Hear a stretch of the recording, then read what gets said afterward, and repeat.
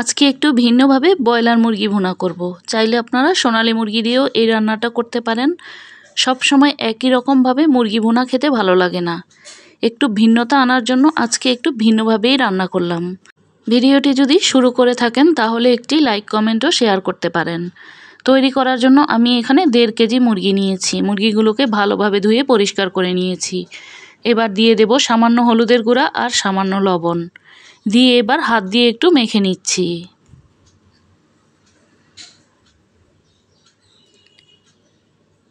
মেখে নেওয়া হয়ে গেলে চুলায় একটি প্যান বসিয়ে তেল গরম দিয়ে দেব।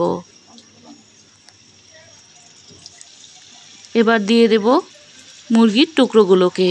আমি এগুলোকে একটু হালকা করে ভেজে নেব। এগুলো ভাজতে কিন্তু খুব বেশি সময় লাগবে না, একদম কম সময়ে মুরগিগুলোকে আমি হালকা করে ভেজে নিয়েছি।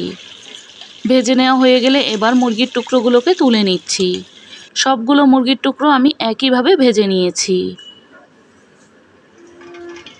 এবার ওই একই তেলের মধ্যে আমি দিয়ে দেব 1 কাপের মতো পেঁয়াজ কুচি। পেঁয়াজটাকে এবার তেলের সাথে একটু ভেজে নিচ্ছি। দিয়ে দেব 4-5টির মতো এলাচ আর 4 টুকরা দারচিনি, 3টি তেজপাতা, স্বাদ মতো লবণ। এবার মশলাগুলোকে পেঁয়াজের সাথে নাড়াচাড়া দিয়ে কিছুক্ষণ ভেজে নিচ্ছি।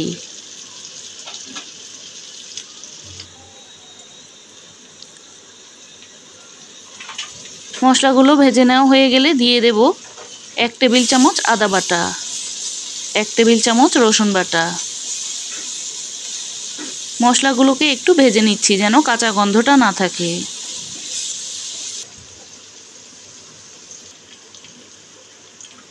এবার দিয়ে দেব 1 চা চামচ হলুদের গুঁড়া, 1 চা চামচ জিরার গুঁড়া,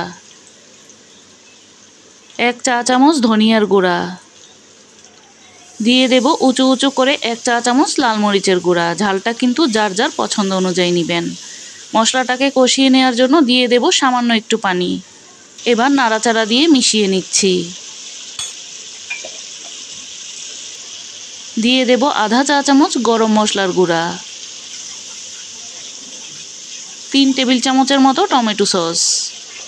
আজকের রান্নায় টমেটো সসটা দেওয়ার কারণেই কিন্তু রান্নাটা একটু অন্যরকম স্বাদ হবে।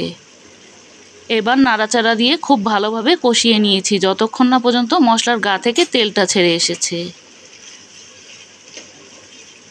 দিয়ে দেব আধা চা চামচ পাঁচফোড়নের গুঁড়া।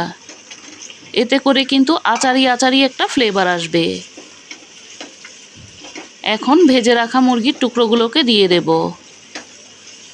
এবার মশলার সাথে নাড়াচাড়া দিয়ে মিশিয়ে খুব ভালোভাবে কষিয়ে নেব। মুরগির টুকরোগুলো ভেজে রাখার কারণে কিন্তু খুব বেশি সময় নিয়ে কষানোর দরকার নেই। এবার দিয়ে দেব পানি। পানির পরিমাণটা কিন্তু যে যেরকম খেতে চান সেই রকম দিবেন। আমি একটু গা মাখা করব, এজন্য খুব বেশি দেইনি।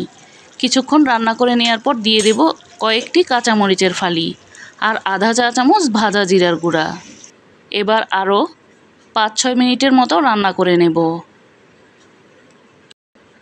5 মিনিট পর আমি চুলাটা বন্ধ করে দিয়েছি। দেখতে এখন এই রকম হয়েছে। এখন পরিবেশনের পালা। এটা কিন্তু ভাত, রুটি, পরোটা, খিচুড়ি সব কিছুর সাথেই খেতে ভীষণ ভালো লাগবে। ভালো লেগে থাকলে একবার এই পুরো রেসিপিটি ট্রাই করে দেখতে পারেন।